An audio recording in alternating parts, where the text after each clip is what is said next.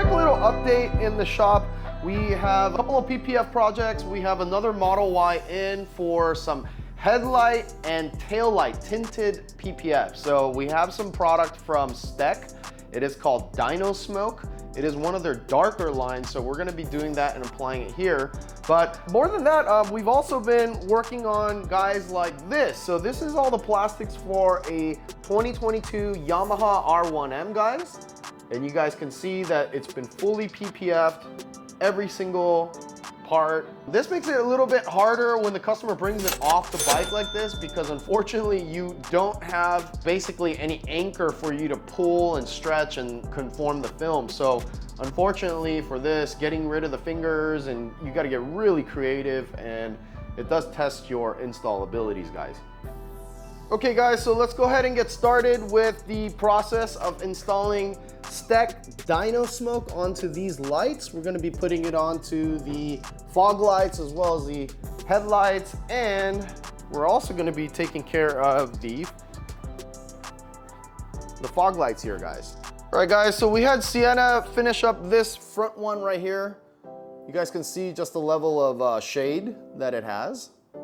Let's compare it to the one that I have on our own shop Tesla Model Y for comparison. All right guys, so you guys can see the vehicle. This one is very, very almost clear with just a little bit of tint to it, just so it looks a little bit different than OEM. All right guys, so you guys can see that Sienna is applying the fog lights as well.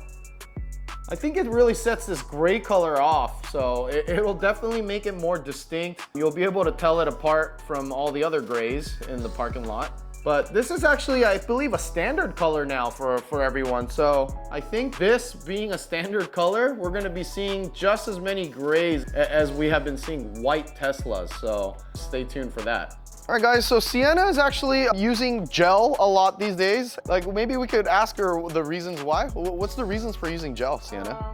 Especially the surface like kind of against the gravity. So the film, when you put the film on it, it might be get chance to get like dropping down. So gel makes hold up the film for a long time, and then get some moisture, will last long, better than just the slip. Basically, we're fighting gravity all the time with the install, so gel's just allowing it for more time to work with the film instead of it pre-tacking and actually drying out. That drying out is on the film is what's gonna cause a lot of glue lines. It's gonna cause a lot of distortion in the adhesive and stuff like that.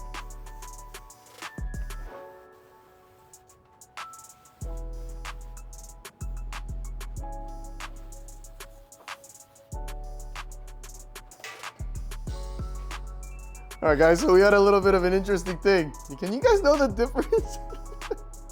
My gloves, maybe. I guess protection for the plastic? Whatever. Definitely doesn't add any more tint to it though, right? No. All right, guys, so this is the OEM taillight, and let me show you the other side. Nearly complete. But yeah, it's a big difference. So Sienna's laying out this driver's side rear tail light. This is probably the trickiest part, is this outer corner piece. You gotta make sure your alignment is pretty spot on.